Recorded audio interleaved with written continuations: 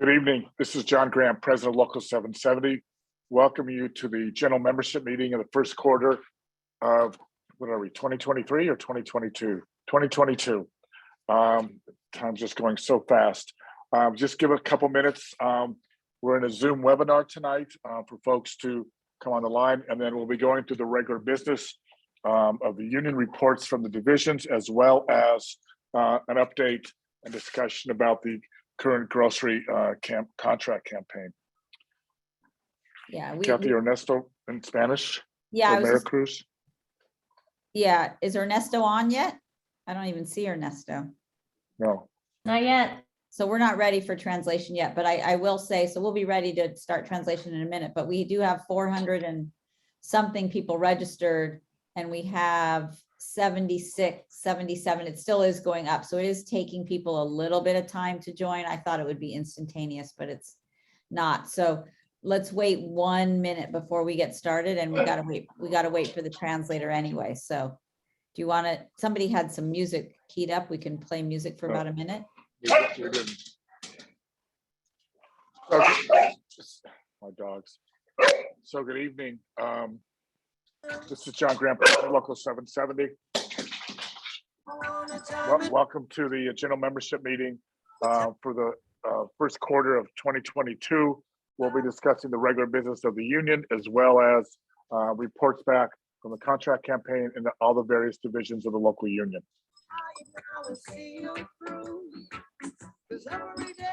Y enseguida vamos a tener traducción, así es que si se esperan un ratito va a haber un intérprete que llega en un rato para que puedan tener traducción a español.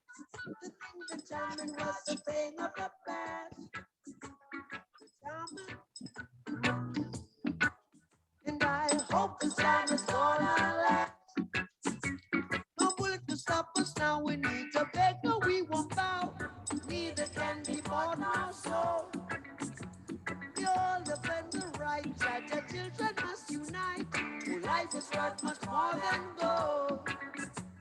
We're jamming, jamming, jamming, jamming, and we're jamming in the name of the Lord. We're jamming, jamming, jamming, jamming, we're jamming. Oh. Straight from the yard. So while we're waiting to start, can folks put in the chat your name and your store, the company you work for, and the city that your store is in? So we get a sense of who's on. So can everybody put in the chat your name, the company you work for, and where that company is, where your workplace is located?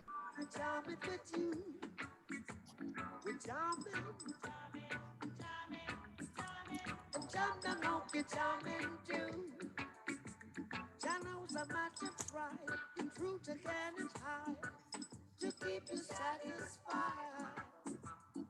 Love I now exist is the love I can't resist. So stand by my side. We're jamming, jamming, jamming. I wanna jam it with you.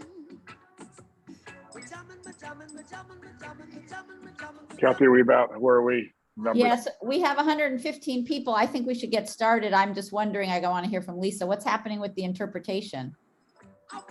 I have not gotten a response yet from our interpreters. I sent them the link and not sure.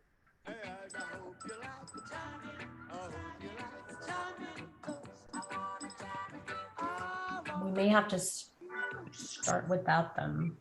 I think Okay. Jennifer is also calling them too. So maybe we should just go ahead and start. I guess so. I think so. Unfortunately, but. Good evening. And once again, I'm John Grant, President of Local 770, welcoming you to the first quarter of 2022 general membership meeting, wherein the regular business of the union will be conducted, as well as updates for the various divisions and the grocery contract campaign. With me tonight are Kathy Finn, Secretary Treasurer, Lyndon Yuan, Chief of Staff, Rachel Torres, Deputy Director of Political and Civil Rights, Danny Garcia, Field Director, Matt O'Malley, Director of Research and Collective Bargaining, Paul Edwards, the emeritus Paul Edwards, Director of Training and Development, as well as Chief Financial Officer of the local union in his last regular membership meeting. Eric Ramos, Coordinator for the Packing House Division, Cindy McGinnis, Coordinator for Kaiser, and Mary Chris Fasenia, Developmental Team Coordinator. This is a particularly important time as we're in the middle of the grocery contract.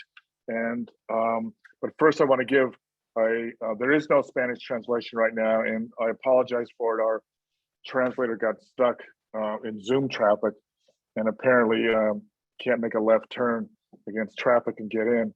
America, do you want to maybe explain that? Or I could try in my Spanglish, but if people would probably need my Spanish translated. I think Actually, our I see translator just Ernesto. arrived. So, You did? I think so. Okay, good. Parece que acaba de llegar nuestro intérprete, so voy a dejar que dé instrucciones para la traducción. And Yes. so tonight hello. there will be a short discussion, the Wait, beginning wait. about the mass. I'm sorry, what? Let Sorry, Ernesto- John. Yeah, Ernesto's going to explain the translation and let Oh, I people thought he have was an on. Okay. opportunity to. Okay, Sorry, John. Yeah, hi. How it's are all you? right. Hey, Ernesto. Hi, Kathy. Good. So as soon as I explain it, Lisa, you're gonna turn it on? Is that the plan? When I Yes, explain it, you're gonna yes. turn it on? Perfect. Okay. Also, Leticia and Douglas will be joining me as my teammates, but they're having trouble accessing getting into the meeting with the link that you sent them. Anyhow, we'll let me start in Spanish and then I'll start in English. Por favor, cuando Lisa encienda la interpretación, van a ver un globito en la parte de abajo. Con ese globito van a poder apretar el botón en la computadora y entrarán al canal de español o de inglés para poder escuchar la interpretación en ese idioma. If you're on a computer, you're going to see a little globe shortly, not just yet, but when Lisa turns it on, you're going to see a globe at the bottom right next to the share screen button. And that globe will allow you to listen in either English or Spanish. And even if you don't need interpretation from English, of course, there may be some comments that you will want to hear the interpretation, and we will be interpreting into English, but you could only hear it if you have selected the English channel. So please select the English channel or the Spanish channel so that you can hear interpretation on either one of those languages. If you're bilingual, then I think you'll be fine. And also on a mobile phone, it'll be 3 dots, select language, and the third step is to confirm.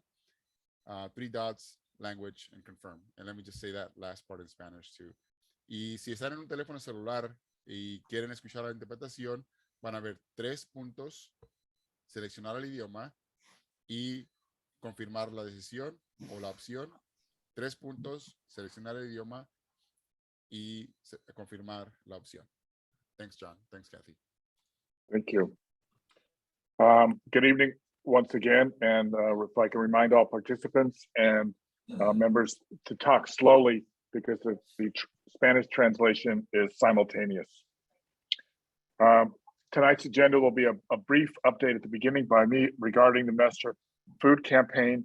Then there will be different campaign reports from the different divisions from Kaiser, Field, office staff, Spur Projects, Cannabis, Packing, Political, and the grants and training of this development. And then there'll be the Secretary Treasurer's report,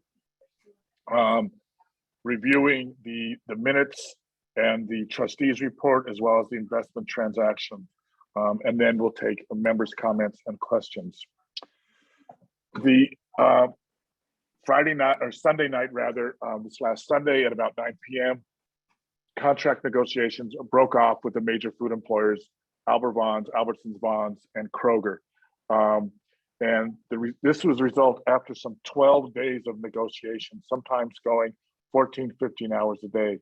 And yet what we found was that the contract proposals that the company was making was not only inferior, it was an insult. And our ability to be able to counter those proposals, to be able to effectively influence the company to change its proposals, has been impeded for months now. The company has attempted to undermine the collective bargaining process through surveillance, refusing to give us information in order that we may be able to negotiate more effectively and rationally with an clear understanding of what the dynamics are within the company. They've attempted to surveil, to influence, to intimidate, to suppress member participation in this contract campaign, as well as trying, frankly, as one member stated last week, trying to bribe the members to accept whatever off the table by some gift certificate. These are all violations of federal law. These are what's known as unfair labor practice. And as a result of these practices, what has happened is that the proposals that you have worked with your leadership to develop, that a fight for five, a fight for economic fairness, an ending of the two-tier system, making sure that medical and health and welfare is available for all members, regardless of when they were hired, and some safe workplace, given both the pandemic and the increase in violence, as well as addressing the question of short staffing and hours. All of these proposals from the union, in fact, we were not able to successfully resolve them because of the unfair labor practices of the company. They basically have stalled and stonewalled and refused to, in fact, engage in meaningful negotiations. As a result, strike votes will be taken regarding the practices of these companies, these unfair, illegal practices of the company, the week of the 21st of this month, and we will have more on that later. But what the key is for this, and the reason why the company's been so active in trying to suppress participation, is that the key to previous victories in Oregon, Colorado, Texas, as well as New Mexico, has been the high participation of the membership. When the members are involved, when the company understands how members are feeling and sees members taking actions in their behalf, the company has in fact responded with a decent proposal. They are trying to deny grocery workers that ability right now, and as a result, have pushed, given us no choice but to call for a strike vote on the week of the 21st of March. If we can put that aside for the moment, we'll come back to that later.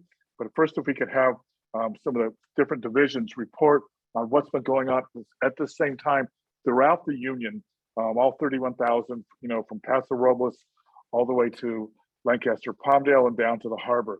And I would ask Cindy McGinnis first from Kaiser to sort of, what's the update after their successful contract campaign last fall?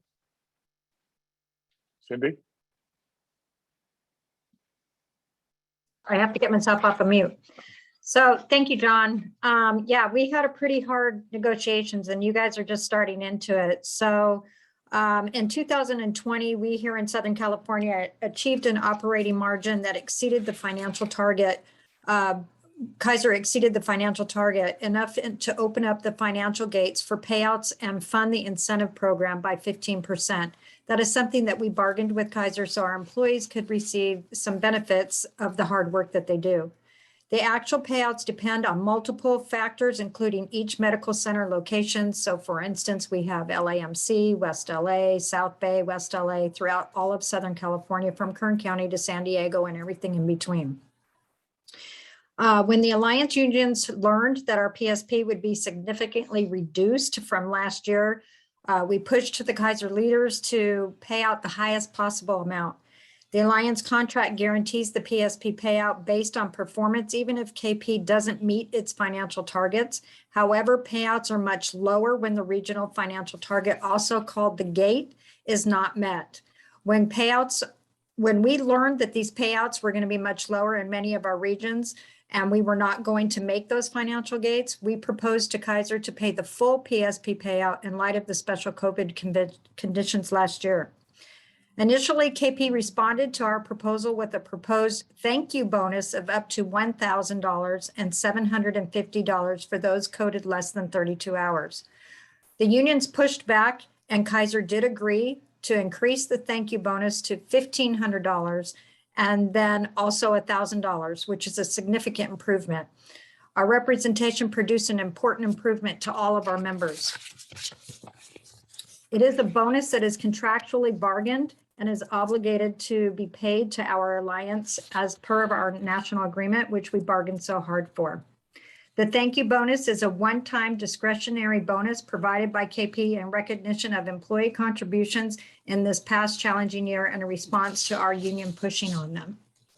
They will receive this PSP bonus payout in their March paycheck and the thank you bonus in your second March paycheck listed as a special bonus. Exact pay dates vary by region, depending on where we are in all of the United States. This is not just for Southern California. It's also for in Georgia, the Mid-Atlantic, Colorado, and Washington and Oregon. We've also been pushing on them for things that we bargained around staffing and other committees that we have not been able to meet due to COVID.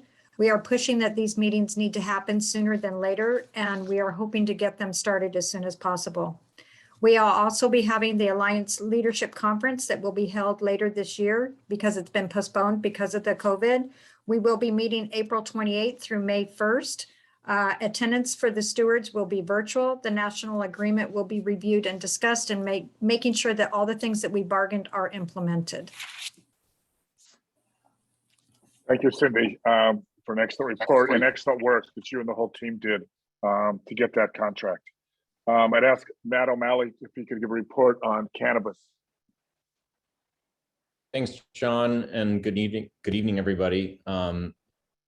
So during the first quarter of 2022, I'm pleased to report that we, in the cannabis division, we organized and bargained a first contract for the Shrine Group, the downtown LA Stizzy dispensary.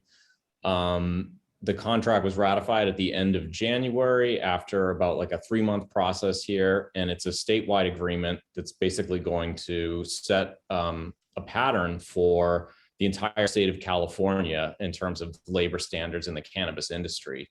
It has sort of the industry standard in terms of wages. There's a full-time guarantee in the contract.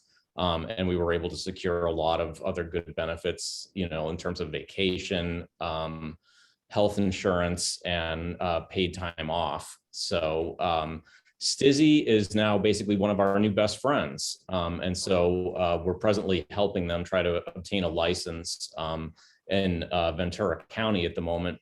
And the contract also essentially gives us the right to be able to go in there and organize and accrete anybody new that they end up employing as a result of opening new facilities in Southern California. And just in 770's jurisdiction alone, they're planning on opening 6 new dispensaries, as well as 2 manufacturing facilities and 2 grows. So we've been pretty careful and strategic about trying to focus on organizing and bargaining targets that are going to put us in a position to grow exponentially without having to go through knockdown, drag out fights each and every time. So I'm also happy to report that after about 4 months of bargaining, we finally reached a tentative agreement with the Green Earth Collective. And we have a ratification vote scheduled for this Friday. And that's about it for cannabis. Great. Thank you, Matt. Another area where one of our divisions has been active is that in the packing house and food processing. Eric Ramos has been coordinating the activities there. Eric? Thank you, John, and good evening, everybody. My name is Eric Ramos, and I'm the new coordinator of the packing house division for our union, where we represent over 2,000 members in the entire division, right? We represent workers for meat packing, food processing, and rendering. One of my quickest reports is Overhill Farms is one of our food processing plants in the city of Vernon, where we represent about 240 members. On January 21st, we ratified one of our best Overhill contracts we have gotten from our members. We received raises from going from $2 all the way to $3.10 over the length of the contract. One of the biggest wins we also won was that we were also able to get the company to commit to hire more regular employees to reduce their reliance on temp agency workers.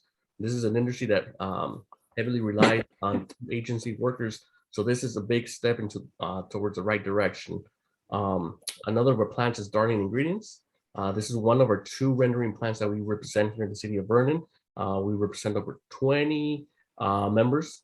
So we're currently in negotiations. We're just waiting for the company to give us their counter proposal, and hopefully by the end of the month, reach a tentative agreement so we can go into voting. Currently, we're going to the plant, holding member meetings to keep them updated during the bargaining process. Another plant that we present is Rogers Poultry. This is a poultry plant where we present over 70 members. We are ready to start negotiations and are currently waiting on the companies to confirm the 16th and the 18th for our first set of negotiations. So right before that, this past Sunday, we had our last general meeting so that we could start negotiations and basically get the workers all riled up so that they could basically get ready to fight because this is not going to be a pretty easy fight. Next one is Farmer John. Farmer John is one of our largest employer in the packing house division. We represent here a total of over 1,500 members. So basically what we win at this plant will set the standard for the industry in the city of Vernon. Their contract expires in August 1st of 2022. We're currently collecting bargaining surveys so that we can start finding out what are the common issues amongst our membership there. So we plan to reach 75% of the plant by the middle of April. So it's a total of 1,500 members, but we're getting there. Okay. We currently meet with our shop stewards on a bi-weekly basis to discuss current issues inside the plant and to start basically brainstorming for our contract campaign that's going to start pretty soon. And lastly, Maker's Commodity, which is our second rendering plant that we present here in the city of Vernon. Their contract expires in October 1st. So we want to start around bargaining surveys, hopefully by the end of July, so that we begin bargaining hopefully by August. And that's my report. Thank you, Eric. The union, as you know, is housed in brick and mortar sense in 8 different areas throughout the state. And 2 of those have been a keen interest in terms of redevelopment and in terms of what the union's plan is, as well as some of the work we've been doing with the county. Linda Nguyen, Chief of Staff, I would ask if you could report back on what's been going on there. Thanks, John. Good evening, everyone. So over the last several decades, the family-run businesses that 770 has represented in retail and meatpacking, food processing have largely been replaced by multinational foreign companies. And as we've seen in other parts of the country, right, at our sister and brother locals in Colorado and New Mexico and Houston and elsewhere, it's really taking workers coming together, taking collective action, and being willing to walk off the job if necessary, right, to mount the kind of pressure needed to force companies to do better, especially when they did better, right, with record-breaking sales during the pandemic. So in order to build up our war chest and the resources available to fight these campaigns and to build up our strike fund, we're working to make the most out of our assets and leverage the most value out of our properties. So over the last several months is listing our harbor office for $4.4 million in December of 2021. We've been negotiating with a half dozen or so different potential buyers for this office. We received a $5 million offer from an engineering firm with a very strong reputation and equally strong financials. And we've since negotiated a $5.1 million purchase price. So this is nearly $700,000 above list. So we're in the process of finalizing a purchase agreement for review and approval by the executive board. We find ourselves in a unique position in terms of our main office in Koreatown, where we have the ability to consider selling our office space for housing development at really top rate, given the demands in the housing market, while we also have the opportunity to move in and purchase a commercial office space really at historically low rates, given the waning demand for office space. So, you know, given this unique position that we occupy, we're exploring the potential sale of our main office in Koreatown, and also looking at a few potential redevelopment scenarios, including an affordable housing project, a long-term ground lease where 770 still retains ownership of the property and secures a stable long-term rental income that could grow up to $1 million over the long run. So just switching gears slightly, with the public health councils in the last year, we were selected to partner with the LA County Department of Public Health to do work in the meatpacking and food processing sectors to educate non-union workers regarding COVID health and safety, and workers around workers' rights broadly to build public health councils. Our team has spent the last year probing, mapping, list building in non-union facilities across Vernon. And I'm happy to report that due to the success of this work, we've been renewed for an additional year, and we're bringing in roughly $12,500 a month to fund this program to explore new organizing in the packing industry. And in the last quarter, right, as a part of this work to assess a larger organizing effort, our team has distributed over 400 free rapid tests. We're getting ready to distribute another 1,200 rapid tests to non-union workers as a part of list building and probing and building relationships. We vaccinated and boosted over 200 non-union workers and recently hosted a second vaccine clinic at the Worker Center, where we've also distributed food boxes. Thank you. Thank you, Linda. The work and the ability of the packing house councils came about for us to be able to facilitate organizing and support for packing house workers came about through political work. And that work has been essential for both support and defense of all of our workers as essential workers. And I would ask Rachel Torres to sort of report back on what's been going on in the political field recently. Thanks, John. Hi, everyone. Good evening. So I'll report back on 3 items that are moving as we speak, and we're very proud about that. The first is paid sick leave. So as you all know, workers have been devastated through COVID-19. And unfortunately, companies did not do right by workers. We know that everything that we fought for over the past 2 years seemed like common sense, and yet it was a struggle. But we were very excited through the great work partnering with you, with a coalition of unions, community leaders, all across the state of California. We were able to renew supplemental paid sick leave for COVID-19. Again, we should not have had to fight for it, but we've learned many valuable lessons under COVID, and we're proud that we were able to renew it. The second is Fair Work Week. As you all probably remember, a few years ago, we introduced a policy in the city of Los Angeles to make sure that workers in the retail industry got their schedules 2 weeks in advance, did not have to work on call, were compensated fairly for coming in when they were not on schedule, and were able to get proper rest, that they had the opportunity to sleep between shifts. This policy was put on hold because of COVID-19 and the emergency orders that were put in place. But we're very happy to announce that the policy is back up and moving. And we look forward to passing it by March, by the end of this month, and potentially implementing it as early as next year. And if we're successful in the city of Los Angeles, we really want to take it to the state of California so that all retail workers have their schedules in advance and can live a life that they choose. And then the third piece is the elections. As folks may or may not know, 2022 is a major year of elections, both at the city, the county, the state, and the congressional level. A lot can happen, a lot can change. We saw under hazard pay that a local city council member had the ability to vote up and down our wages. So we don't take any of these elections lightly. And we were very excited to partner with members of our executive board to interview candidates, including the City of Los Angeles mayor, the city attorney, and the county supervisor. And we really want to continue that effort of having members speak truth to power and meet with their elected leaders to talk about what's going on inside the shop and in our lives.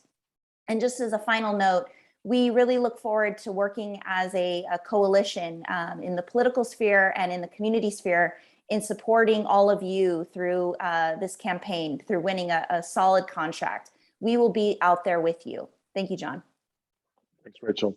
The work that's been done politically has been focused to address the need that we know exists. And that is the development and the training of our workforce so that they're productive and valuable, and in fact can command the money and respect that they're due.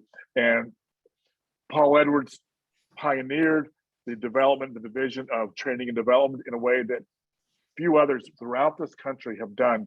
And I would ask Paul now to sort of recount sort of the training and development grants and where we are in that area. Thank you, John. Good evening, everybody. So a few years ago, we started, as John mentioned, a training and development department at Local 770 because we saw the future, basically, and we saw the need for being able to have the ability to help change the workforce as the dynamics of technology and other things come about in the workplace today. So we started a program of obtaining grants and training funds for our members a few years ago, building up to where we are today. So I'll report on a few of the things we have going. We actually have, to date, we have 6 active grants that are going on simultaneously. Linda had just reported on the Public Health Council grant, which they've done some great work on in protecting workers. And the whole idea of these grants is, as I alluded to earlier, is we want to protect our members. We want to build our members. We want to train our members to be able to have the jobs of the future as the workforce changes. So with that, 2 of the active grants that we have going on right now, in addition to what Linda mentioned with Public Health Councils, is a grant for grocery workers and meat apprentices, where we're looking to assist displaced workers into jobs throughout Los Angeles County and give them the opportunities to be promoted into apprenticeship programs. A second one that we're working on with a couple of our partners within the grocery industry is a grocery grant that involves training non-English speaking members for prep cook type positions so that they can advance their careers in the service deli and chef areas of certain stores within our industries. In addition to that, we have a few other grants that we have going on through the Federal Food Workers Relief Program, which I won't get into the details of that because it's really confusing and I'll put you all to sleep. But just know that it's money that will help fund put money back into our members' pockets that are deserving of those funds. We also have some health and safety training around our cannabis division through our Cal OSHA 30 training programs that will be getting started within the next month or so to make sure that you have the proper protections on the job in our cannabis industries. And then we will continue working the packing house with our employment training safety with the EDD department through the state of California, where we just completed one program for Overhill Farms, where we were able to do COVID safety training. Eric Ramos, who just reported earlier, was a part of that program in facilitating getting the proper training and proper protective equipment for our packing house workers at Overhill during the onslaught of COVID. So those are some of the programs that we're actively working on right now. It's definitely gotten busy as we've advanced this department. Let me just say, to date, we have obtained about $2 million in funding. And you know what, this is super important that we're able to obtain these funds and apply for these grants. They're important to our members, they're important to our industries. As they afford your union the opportunity and the financing to accomplish all the endeavors that I just mentioned earlier in my report, and enable you to have the tools and the education to upskill positions of your jobs within our industries in the future moving forward. So I'm looking forward to the person who I've handed off this position to, Juan Robles, who will be taking over my position to enhance this and even grow it even much larger than it is today. And I just want to say one parting note, as this is my last membership meeting after I've probably been doing these for about the last 12 years, but I just want to wish our members good health and strength as union members and always stand firm for what you believe in. And understand that during contract negotiations, you're worth every penny of everything that you ask for, whatever you get it or whether you don't get it this time, you're worth every penny that you ask for, and always realize that the work you've done, especially through COVID, that you deserve it. And I'm very proud after 31 years to have the honor to serve our membership as I did. And I wish everybody great luck in the future. Thank you. Thank you, Paul, for both your report and your work all these years. As you can see, this is a general membership meeting, so we review all of the work of this that affects all the members, from Kaiser to packing to cannabis to the political and community work that we do, as well as Paul talked about the innovative training and grant development. But as everyone knows, the focus right now nationwide is on this contract campaign in grocery in Southern California. And I asked Danny Garcia first to sort of review what's been going on and where we are with that campaign. Thank you, John. Good evening to everyone. So as John mentioned at the start of the meeting, we've been in negotiations with both Albertson Bonds and Ralph's. And, we started late January. We've been committed to get the best contract possible that you, our members, deserve. And unfortunately, even though the companies are making record profit, they don't want to share with you, right?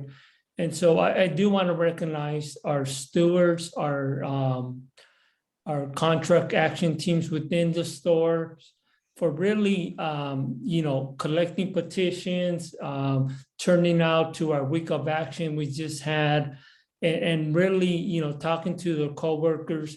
And it has had some effect at the table. We have reached some minor agreements, but ultimately we have to make sure that we secure your health care, right? We have to get the secure your pension. We got to make sure that we get the raise that you deserve, proper staffing. So there's still a lot of fight to go.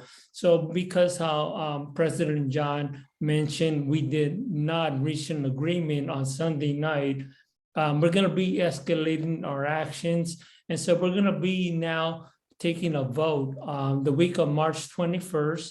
So this week we will be mailing out voting notices. And as of now, we're securing about 21 locations. So we really want to give you an opportunity to come out and vote. Like it was mentioned, this is an unfair labor practice strike vote. Both companies have violated federal law. And so, we want to make sure that first that they stop, because this does interfere with us getting you the best possible contract. So please look out, whether it's through text, in the mail, but your shop stewards or your contract action team will be notifying you where to go vote on what day. Again, this is the week of March 21st. It's really important that you show strength in numbers. Talk to your coworkers. If they're not clear on what the vote is about, come out. We're going to take our time. We'll explain what those violations are and why it's important for you to vote and support a ULP strike if necessary. Okay. So again, these notices will be coming out shortly, sometime this week. I also wanted to touch on the pharmacists for Browns, Bonds, and Albertsons. There was a meeting on negotiations. We had one day. We're still to secure more days, but again, that's also ongoing. So we've heard the pharmacists. They themselves deserve a good contract, because they have been working and putting themselves at risk throughout this whole pandemic, as all of you on this call.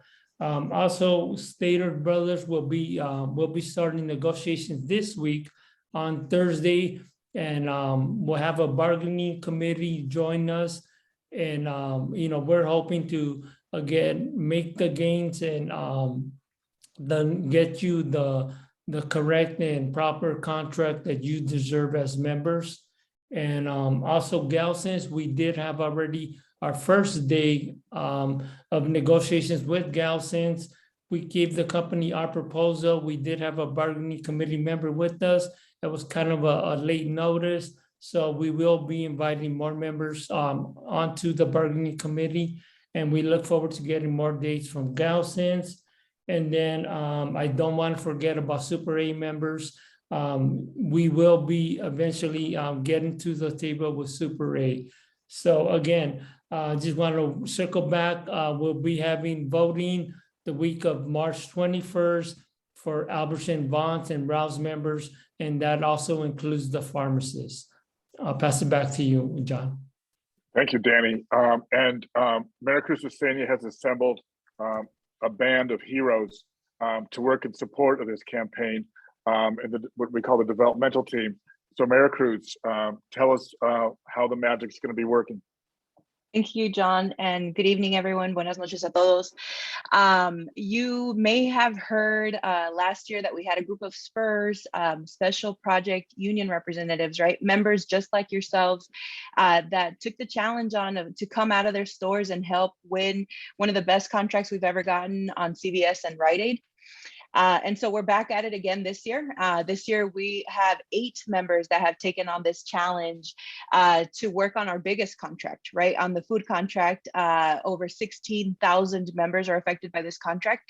And we've got 8 brave souls out there that are working with you and helping to organize your stores, working through your contract action teams and the stewards in your stores to make sure that people are ready and that that this fight is really yours, right? This is you guys organizing each other, organizing yourselves, making sure that you're able to win the best contract we've ever gotten on food, just like we were able to do before on CVS and Rite Aid. What's happening right now is these 8 Spurs, they're actually joining us from different industries. So we have a couple of our Spurs that are here that were previous bargaining committee members on CVS and Rite Aid, Food for Less, and then we've got folks from Albervons and Ralph's that are out there organizing, making sure that member engagement is higher than ever. They were there to make sure that folks came out to the week of actions, February 28th, and they even, I think, anchored along with the reps 3 of those big actions that got us to close to 400 members engaged throughout those 8 actions. We had these Spurs work on petitions, making sure that the bargaining committee was able to deliver these and change the tone of bargaining, and just making sure that everything that we're doing right now is about putting members at the forefront, right? Members are the ones organizing each other to make sure that this campaign is stronger than ever before, that we're able to win just like our counterparts were able to win in Denver and in Oregon, making sure that our members are at that bargaining table. The bargaining table actually has a couple of our previous Spurs that are there now. So this again is all about members stepping up and organizing each other, being more involved. And what these folks are now tasked with, right, these 8 Spurs are going to be making sure that as we're calling on this unfair labor practice strike, where the company doesn't want engagement, this team is there to fight back against that and make sure that engagement is in fact higher than ever. And so these 8 Spurs are going to be there throughout this campaign, make sure that we're out there, that when we're saying that we're going on strike, we're ready to go and that this fight is real. These folks are going to be out there making sure that everyone knows about the upcoming vote, making sure folks understand, again, this is an unfair labor practice strike because management has been trying to weaken your position at the bargaining table by making sure that you're not as engaged as you should be, and make sure, and then we're going to move towards a successful strike if they push us to that, right? Once the time is there. So my hat's off to these the Spurs that are out there today. We've got a lot of work on our hands, but together with you, your contract action teams, and all of the leadership in this contract, we are sure that we're going to get through this successfully. So thanks, John. Thank you, Mayor Cruz. I know that many of you are on the line looking for more updates around the grocery campaign. Let me say just a couple of things. One is there will be a meeting regarding the grocery campaign, not this Thursday, but next Thursday night, and then Friday morning. Similarly, it's your reps, the stewards, and the contract action team, each of your stores, as well as a communication team, will be sending out more and more messages during this period of time to update you about what's really going on. But federal law, the International Constitution of the United Food and Commercial Workers, as well as our bylaws, require business meetings every quarter, and that's what this is. So there's a number of items that we have to discuss per law, per the bylaws, and per our Constitution. So I would now ask Secretary Treasurer Kathy Finn to present her report and report on the rest of the business that we're obligated to share with you every quarter. Kathy? Hi, thanks, everybody. I just wanted to say before I go into talking about the business that I really appreciate all the reports, and I see we have a lot of questions. I've been typing answers to folks in the chat. Questions have been coming in. We got a lot of questions in the Q&A, and we will get to those very, very shortly. And I'm sorry that we do have to go through this business portion. And just I do want to say that I've worked for the local for almost 25 years and have worked closely for many years with Paul, and I do appreciate all his years of service. And sadly, this is his last meeting, so I just did want to say that. So the first order of business is to approve the minutes of the meetings for the month of June. and December, which were also held in a webinar format like these. And the meetings always are put in a recording and put on the website for folks to see or to watch, to hear again and again. If you want to, they're still on the website. So people can go back and see those meetings, but we do need to approve them. They're recorded in that fashion. So we'll go first with the meeting for June. So we're gonna be voting via poll. And so if folks could vote to approve the recorded minutes of the meeting for June 1st. And unfortunately, those who call in on the phone do not have the ability to vote. But for all those who are on your Zoom, if you could please vote. And I see the votes are rolling in, and we'll give folks just about 10 more seconds or so to vote. The votes are still rolling in. So we're going to go 5 more seconds. 4, 3, 2, 1. And you can close the vote and show that passed by 98%. So now let's go to the second poll. And the second poll, so did you share the results to show folks? I guess we can. Yes, yes, Oh, okay. she did. Them already. Yes. Okay, so then we can close that poll and go to the second one, which are the minutes for the December meeting.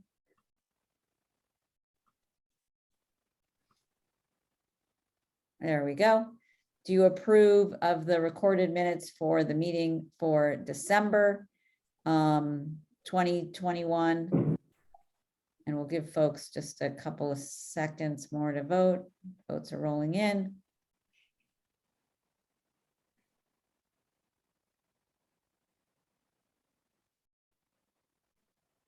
Okay, we'll give folks 5 more seconds to vote.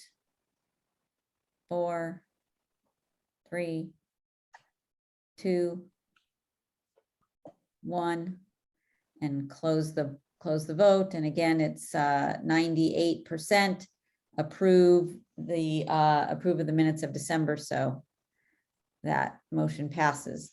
Next, we'll go to the trustees report, which is the report of our finances. Should I share them on the screen? I guess we didn't really talk about this. I can share my screen so people could see it as I go through it quickly. Okay, so at the beginning of January, this is the report from January 1, 2021 through November 2021. We started the year off with $24,976,772.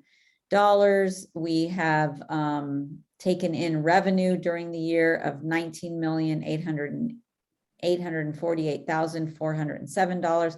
That's made up of dues income of $16,509,966, fees and assessments of $962,634, rent income of $1,066,213, and investment income of $934,675, and other cash receipts of $374,919. And we have expended $21,448,639, and that is made up of $6,203,496 in per capita tax, and per capita tax is the money, the portion of the dues that go to the International Union for all the many services that they provide. $13,963,000 in operating expenses and salaries, $637,409 in rent, $1,063,678 in professional fees and expenses. That's money that goes to accountants and lawyers and other people that help operate the union. $424,052 in organizing and negotiating expenses, and hardship expenses of $39,063, and other disbursements of $79,978. We also have reimbursements due from the trust funds for all the folks in our offices that do the work answering folks' benefit questions of $397,955 for a total ending balance at November 30th, 2021 of $23,774,495.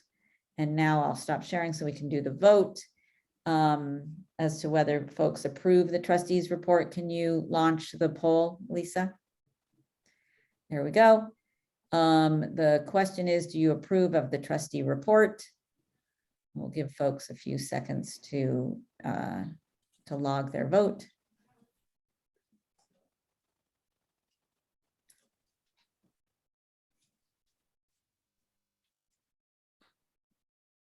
Okay, we'll go 5 more seconds.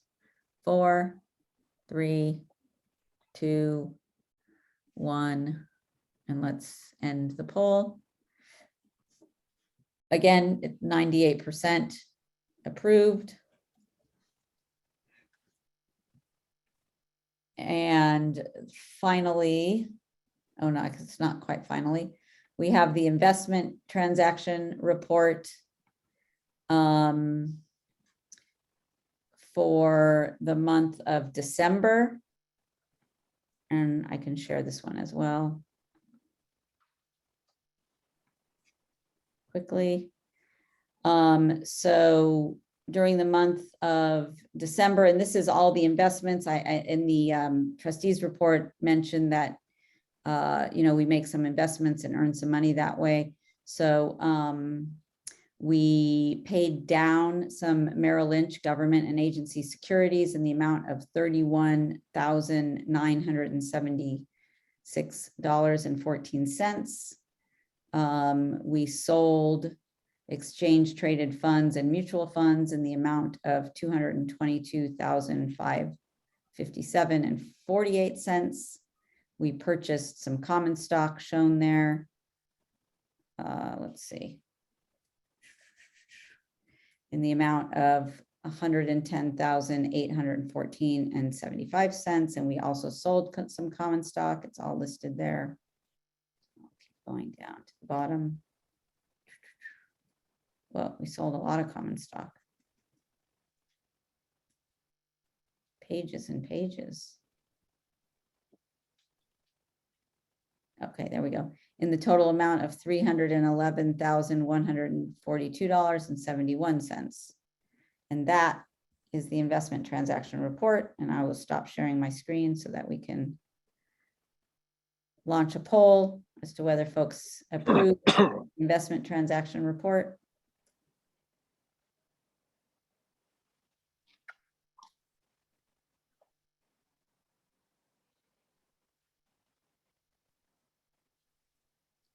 We'll give folks about 5 more seconds to vote. 4, 3, 2, 1. And it passed by 99%. And I have one more final report that doesn't need to be approved, so it doesn't need a vote, but I will share it here.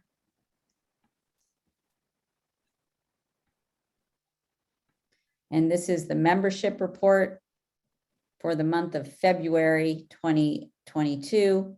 So during the month of February, we were down 215 members in the food division. We were down 18 members in the drug division. No change in the membership in general sales. We had 2 additional members in the professional division. No change in barber division and no change in beauty culturists. We were down 12 members in the meat cutters. We were up 22 members in the meat packing division, up 47 members in the cannabis division. Good job to those in the cannabis division, for a total number of members in the month of February of 29,018. which was down 174 members from the previous month. I think we're hearing a lot about staffing shortages, and I think that's one of the reasons. And there are also currently 1,565 members on withdrawal status due to being on leave of absence. And that one does not need to be voted on, so that concludes my report. Thank you, Kathy. I think at this point, long overdue, is questions and comments from members. And I can't see the screen, so I don't know if somebody else wants to.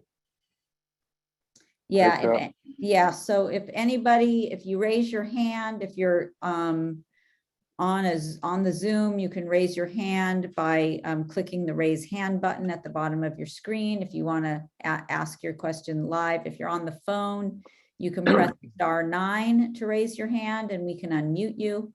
Also, if you're on the Zoom, you can enter your question either in the chat or the Q&A, and we'll try to get to it. I know a lot of people have been putting questions in the Q&A all along, and we have been answering many of them. So, and I think folks can see them when they're answered. So let's see what we have in the still remaining. We have a few open questions in the Q&A. Let's see, so there is a question that says, what was Kroger and Ralph's excuse as to why our contract wasn't renewed? So you want me to take that one? Sure, but because I'm unclear as to what their excuse was, other than shying away from the table. What did you sense, Kathy? I mean, I think that, you know, the contract only gets renewed when both sides reach an agreement. That's how the contract gets renewed. And the reason it wasn't renewed is because they didn't agree with our proposals and we didn't agree with their proposals. So we made proposals to increase wages, to protect people's safety, to increase hours, to have better staffing. And they basically ignored all those proposals. And they made proposals that they wanted to add more work to the courtesy clerks.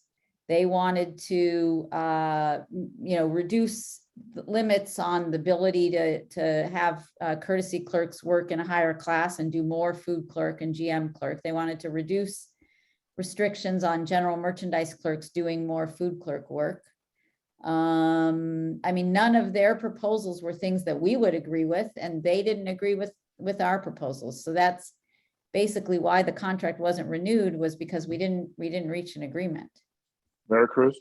Yeah, I would add to that that both companies, Albervons and Ralph's, would say that negotiations are taking place and that the union, right, walked away from the table or something like that, when in fact the bargaining committee saw that both employers were trying to limit your engagement in the union. They're trying to limit your ability to talk to the press. They're limiting your ability to participate in actions.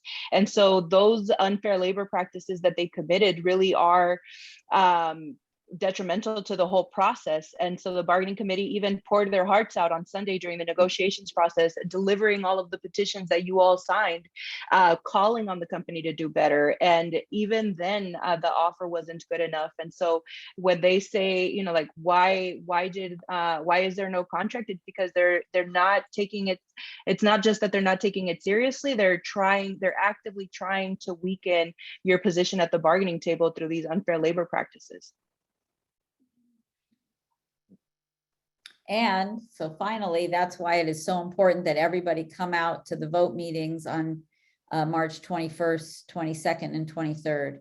The more participation, the more, the company was going to see that folks are not going to allow the company to illegally weaken our position at the bargaining table. The question was asked, a Stater signed a sweetheart agreement. I think, no? No. No, and not only that, I think they've in fact embarked on a pathway as illegal as Kroger and Bonds, if not more so.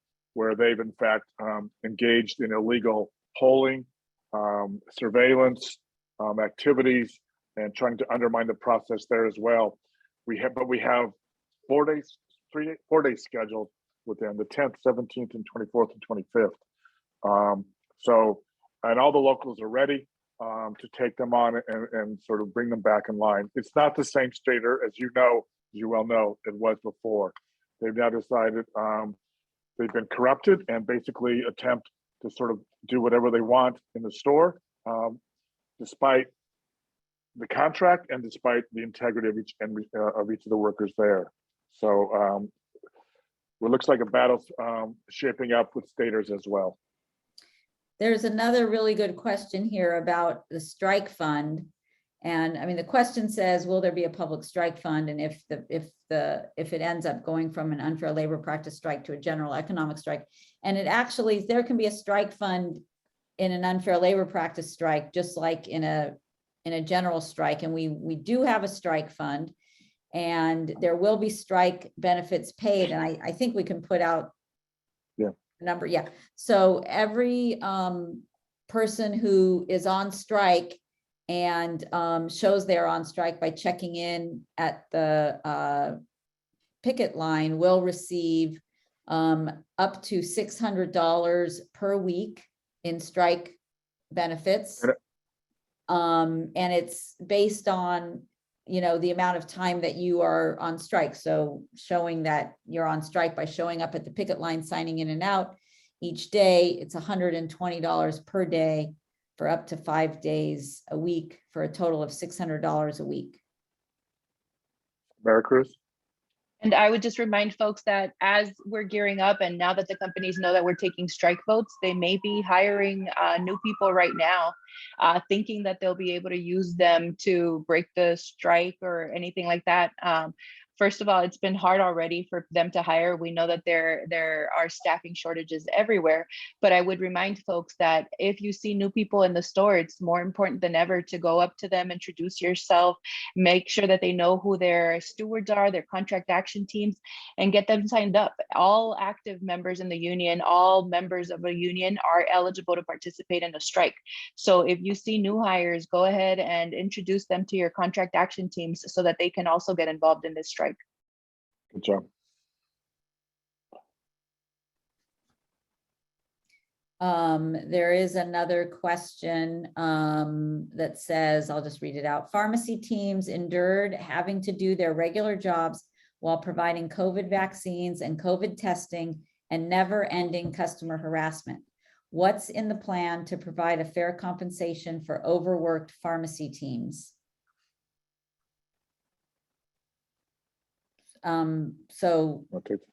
Sure. So we actually have some pharmacy folks that are on the bargaining committee who actually, as I think is John, or no, maybe it was Maricruz who said about the folks who delivered the petitions and delivered some really moving testimony. So there was somebody who talked directly to the company negotiators about, you know, what folks in the pharmacy have been facing for the last 2 years. And we've obviously heard it. So we are proposing significant increases for everyone in the pharmacy, pharmacists who are in a separate bargaining unit and who we've had negotiations for, as well as for pharmacy techs.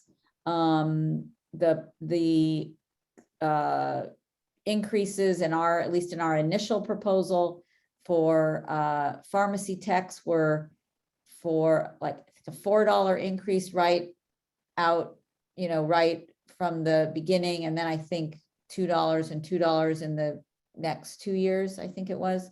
I don't have it right in front of me, but I think that's what it was. The companies have not proposed anything for pharmacy techs yet. So although, like, as John said, we were in negotiations for 12 days, we made lots of proposals. The company didn't even get around to making a wage increase proposal for courtesy clerks, for pharmacy techs. They've not made a proposal for for pharmacists either. They've only made proposals for food clerks and general merchandise clerks.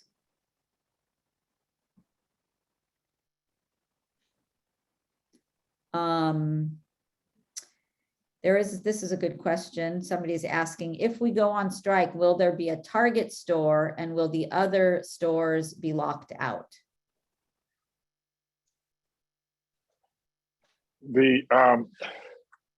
So the unfair labor practice strike affords unions the ability to select a certain number of stores, all of them or a few of them, and then can, for limited duration or extended duration, engage in economic boycott or strike.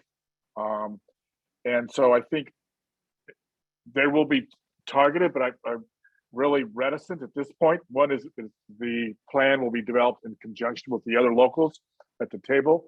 Secondly, part of the effectiveness of the strike is its surprise and the inability of the company to prepare for it. And what those targets will be and when they will, where they will be and when they will be hit, frankly, the company will find out once we pull everybody out of that store. So the element of surprise there, we're not going to share exactly when and where, but there will be targets, and we will be expecting everyone to join and support those strikes at those stores. And it's doubtful that there will be a lockout. Right. I was just gonna say it would be very, very unlikely. I think as folks may remember, and I think this question comes from what happened in 03, 04, when there was a mutual aid pact where the three companies had signed on, to, basically, a deal with the devil, that no matter what happened, they would all, if anyone was struck, the others would lock out. There is no mutual aid pact this time. So I doubt very much that there would be a lockout in the same way there was in 2003, 2004. There's another good question here, which is, why is the strike vote still 2 weeks out? Can't we put the pressure on now? So that's a good question, but we want to be very solid about this. We want to comply with federal law and provide the appropriate notice. We want to have access for all grocery workers to be able to vote and express their opinion. So the establishment of polling places has to be critically assessed and done in a way that it maximizes participation. And we are going to be deliberate, and we're going to be successful. This is an action involving, it's not just our local, it's all of the locals in Southern California, some 60,000 grocery workers and their families. That's about 250,000 people. We're going to be deliberate and we're going to be successful, but we're going to do this in a way that every aspect is covered, and that we comply with the law, and we ensure that everyone understands and comes out with this. Many of you on the call tonight, I know, are strong, want to go now, want to go 2 days ago. That's true, but there are still some in our stores that have yet to completely understand what this is about. And they have the potential, they have the ability to, in fact, determine what their working conditions and wages are. And we have to talk to them. We have to continue to move people to ensure that we get, but when we vote, the vote is overwhelmingly, 98, 99% in favor of striking. And then when we walk, everyone walks, and we shut them down such that nothing can get in or out of that store. And that's the objective, and that's going to influence them. That's going to change their proposals to a contract that in fact reflects your worth, your dignity, and the value of your work. There are several questions about how strike pay is distributed, how, what's required to get it. One being, do you have to be for 6 hours? What counts as a day? And so I would say at this point, I don't know, do you want to give some specifics about that, John, or? I think that's some of those details, in fact, are being figured out in conjunction with the other locals. And I think that's best, both the strike day and coming as some of the meetings coming up, we can go into a little bit more detail as people understand exactly how to report to their stores and how to engage on the picket line. Mayor Cruz? Yeah, and just a reminder for any of our grocery retail folks that are on the call, we will be having a grocery all member call next week on Thursday night at 7 p.m. and then again on Friday morning.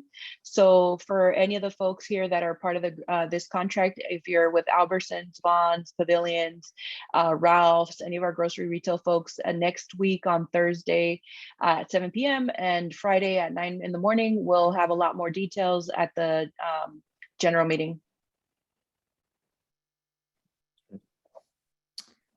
It looks like, let's see, I don't know if any, I've been monitoring the Q&A box and I haven't really looked in the chat. So I'm gonna look and see if there are any more questions in the chat.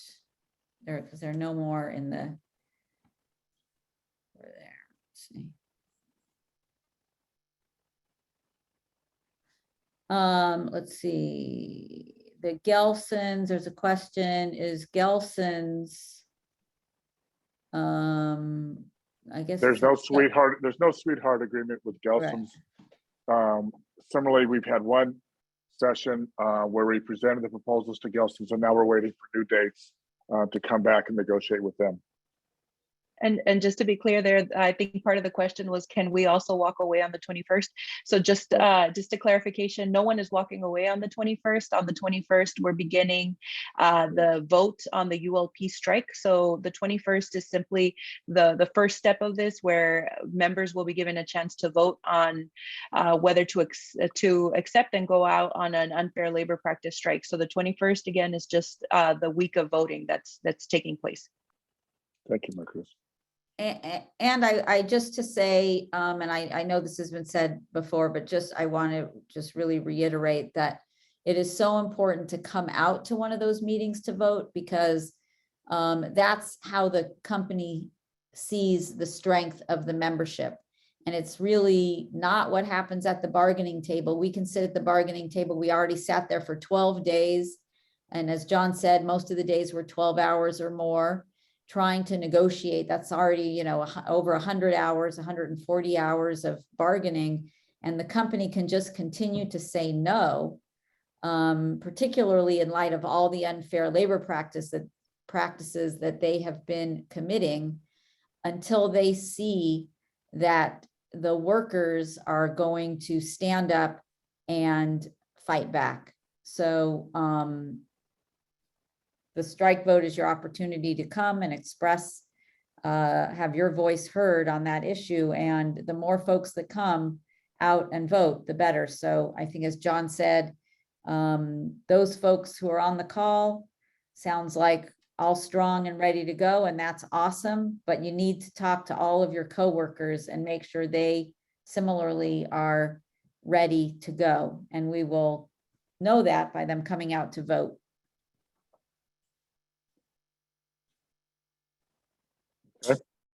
I think there are a couple of new questions that just. Kathy, what you're just wanted to add, our goal is not to strike, right? Our goal is to get the best possible deal.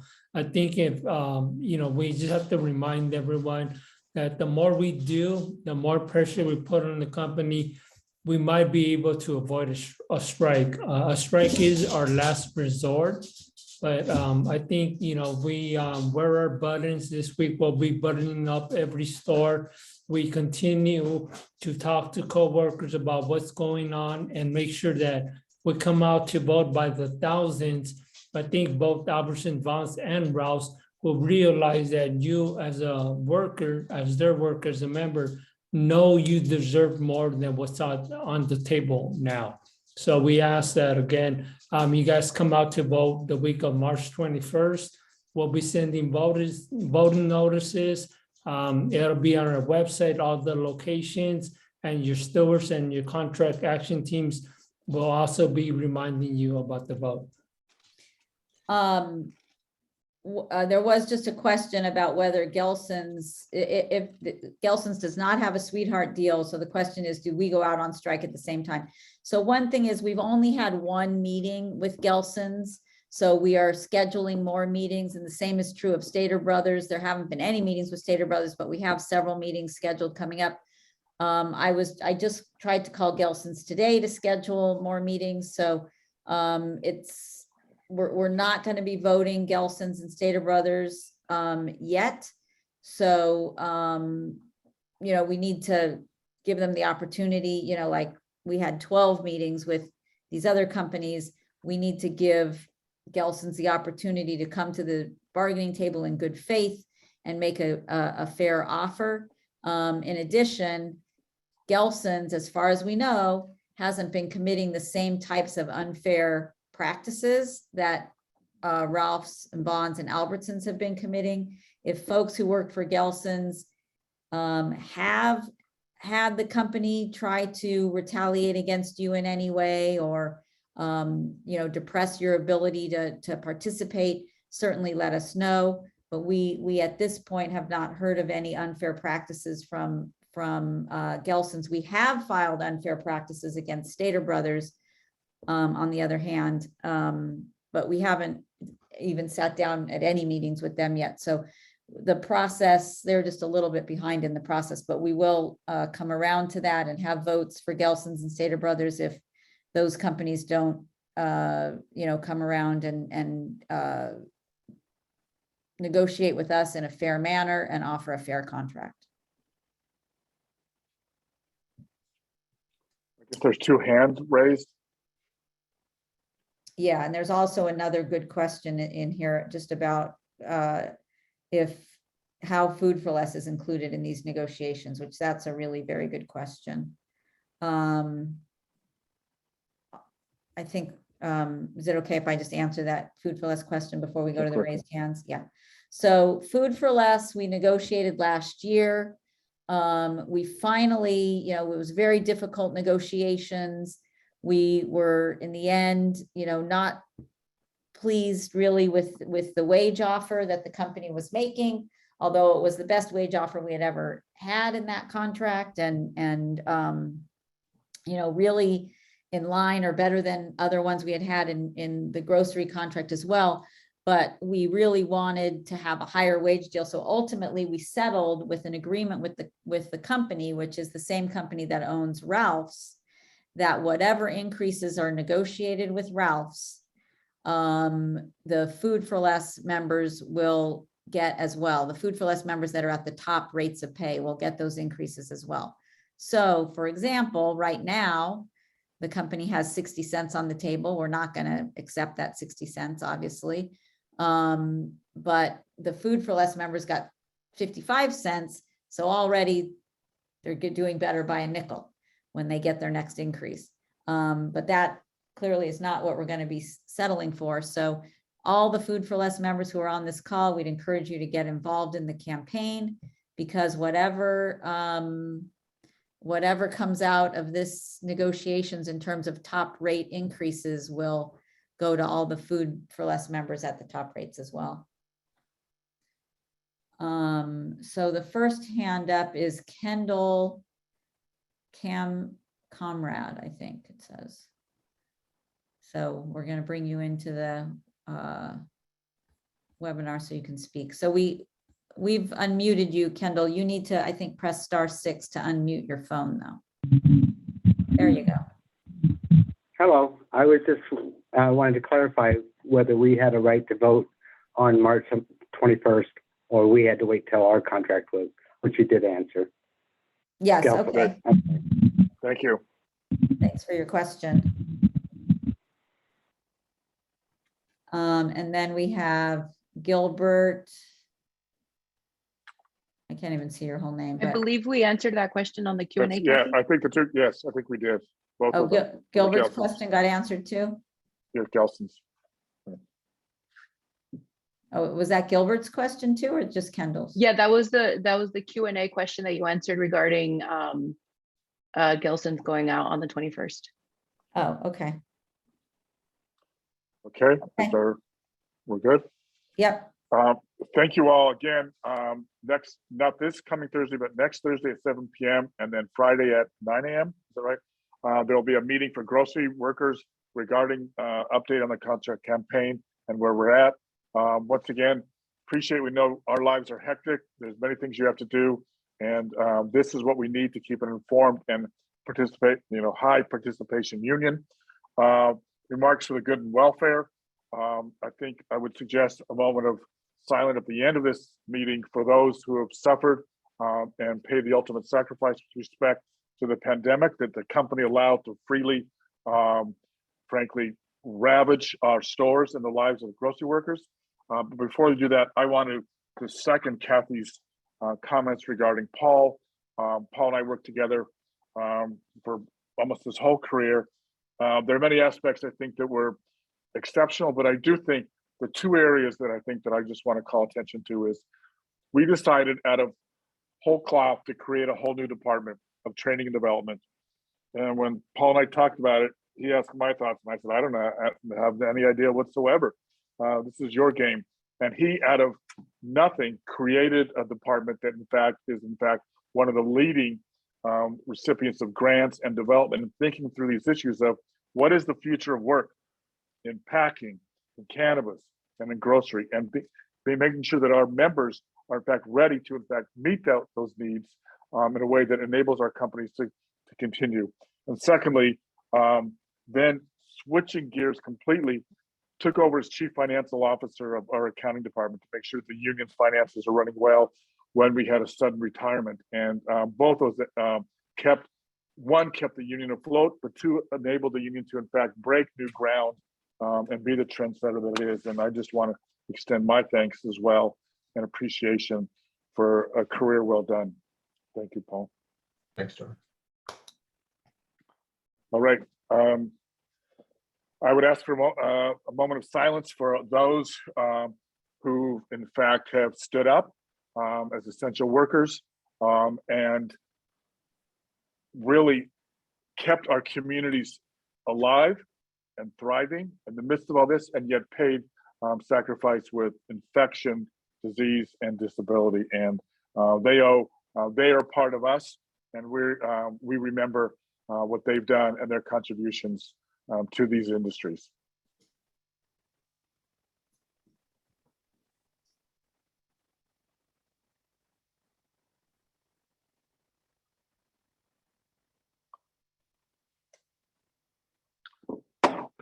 So motion to adjourn?